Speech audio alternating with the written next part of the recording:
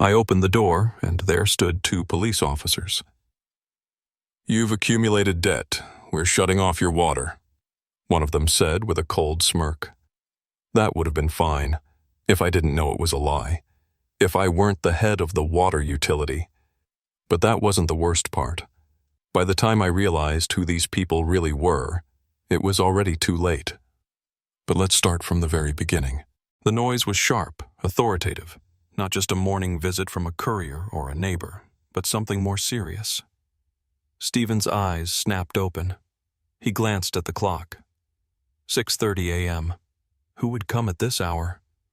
A bad feeling tightened in his chest. He got out of bed, pulling on a t-shirt as he walked, and, suppressing his irritation, headed for the door. Peering through the peephole, two men in police uniforms. The sense of unease grew stronger. He opened the door. Two solidly built men in uniform shirts stood before him. One was tall, with sharp features and the posture of someone used to command. The other was stockier, with a slightly amused expression, as if he was anticipating some kind of show. "Mr. Carter?" The tall one raised a hand, flashing a badge. Stephen looked closely. Something was off. The man put the badge away too quickly, not even giving him a chance to properly examine it. "Yes, what's this about?" His voice was calm, but tension was building inside. "You've accumulated serious, unpaid utility bills," the tall man said, staring straight into his eyes. "Today, we're shutting off your water, per the HOA's directive." Stephen blinked. It took him a second to process what he'd just heard. Utter nonsense. Not only did he always pay his bills on time, he was the head of the water utility. "What debts? This must be a mistake. I work for the water company and my payments are automated." The stocky man smirked, clearly unimpressed. "No mistake, Mr. Carter," he said with a slight mocking tone. "The Greenville HOA ruled that you haven't paid for months. Your debt is $3,000. $3,000? Anger started boiling inside Stephen. He could understand clerical errors, but blatant lies? "I need to see the paperwork," he said, his voice now icy. The tall man smirked again. "The chairman has all the documents." His grin widened. "In the meantime, we're shutting off your water." Stephen stepped forward, but the stocky one was already heading for the meter. "Hey, wait!" Too late. With a swift motion, the man shut off the water supply. It all happened in seconds. Stephen felt rage bubbling inside him. Then his eyes fell on their uniforms. Something wasn't right. No badges, no weapons, no belts with handcuffs. And the uniforms. On closer inspection, too clean, too new, missing the standard patches. Damn. These weren't real cops. His heart pounded, fingers flying over the keyboard. He opened the water utilities payment system and entered his details. Outstanding balance, $0. Just as he expected. He pulled up his banking app and scrolled through recent payments. Every month, the amount had been withdrawn precisely on time. Everything was in order. So this wasn't just a misunderstanding. It was a setup. Rage burned in his throat, but he forced himself to stay calm. First, he needed answers. He grabbed his phone and dialed the local police department. "Detective Miller speaking. Two of your officers just shut off my water under orders from the HOA, Stephen said, keeping his voice steady, though indignation simmered beneath the surface.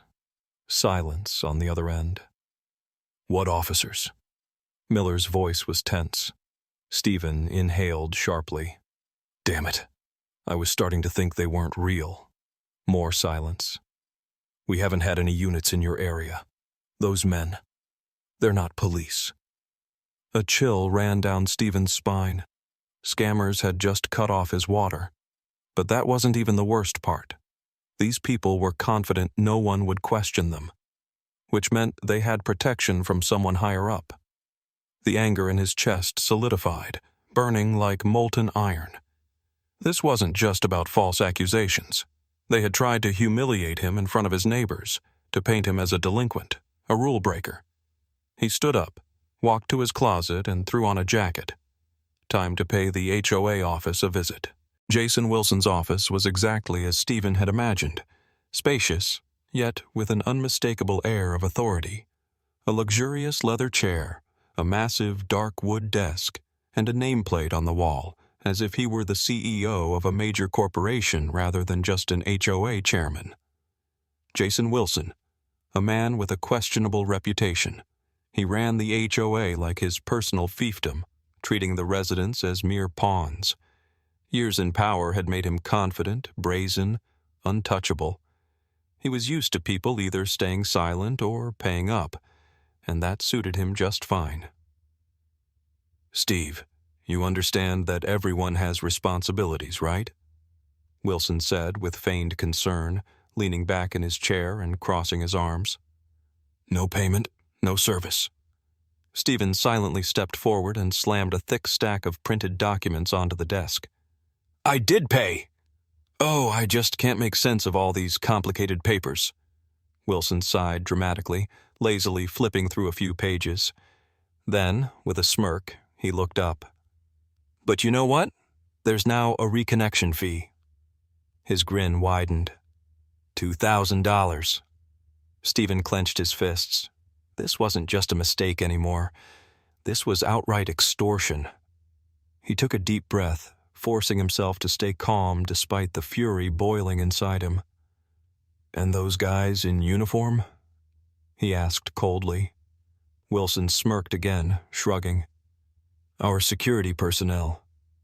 Stephen stared at him, realizing one thing. This man wasn't afraid of consequences. He was convinced he was untouchable. Fake cops, bogus debts, extortion. Wilson was completely at ease because he believed he controlled everything. Stephen knew that yelling or making threats now would be useless. Instead, he abruptly stood up. "You're making a huge mistake, Jason." He saw the smug smile on Wilson's face flicker, just for a second. Without another word, Stephen turned and headed for the exit. He wasn't letting this go. He was preparing to strike back. He walked into the building with a confident stride. Everything here was official, cold, businesslike. People in formal suits moved briskly, carrying documents, discussing city matters. But today, the main issue was the Greenville HOA. Stephen headed straight for the mayor's office. "Mr. Carter." The mayor, an older man with gray hair, looked at him over his glasses. "How can I help you?" Stephen placed a folder on the desk. "I want to file an official request for an investigation into Greenville HOA's activities." The mayor raised an eyebrow and opened the documents. He flipped through the pages, reading in silence, then took a deep breath. "These are serious accusations. Are you sure?" "Absolutely." The mayor scanned the papers again, then nodded. "I'm approving the request. An immediate investigation will be launched." Stephen nodded, turned, and walked out of the office. Now, it was in the hands of the law. A few hours passed.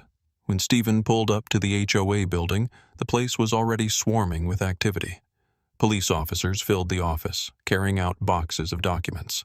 In the center of the room stood Jason Wilson, his face red with fury, trying desperately to explain himself to Detective Miller. "This is a misunderstanding. I did nothing wrong." "You have the right to remain silent," Miller responded coolly, snapping handcuffs onto Wilson's wrists. Stephen watched from the sidelines. It turned out the truth was even worse than he had imagined. Wilson and his security had been running an extortion scheme, fabricating fake debts, shutting off residents' water and electricity until they agreed to pay fraudulent bills. All the real payments? They went straight into Wilson's pocket. But now, the game was over. Jason stood frozen, handcuffed, his face twisted in realization. He had picked the wrong victim. Real cops led him out of the building, and no one came to his defense. Stephen stepped inside his home. The faint scent of morning coffee still lingered in the air. the cup he never got to drink. Everything was exactly where it should be. He walked to the sink and turned on the faucet. A steady stream of clear, cool water filled the basin. He cupped his hands under the flow, splashed his face, and smiled. Justice had prevailed.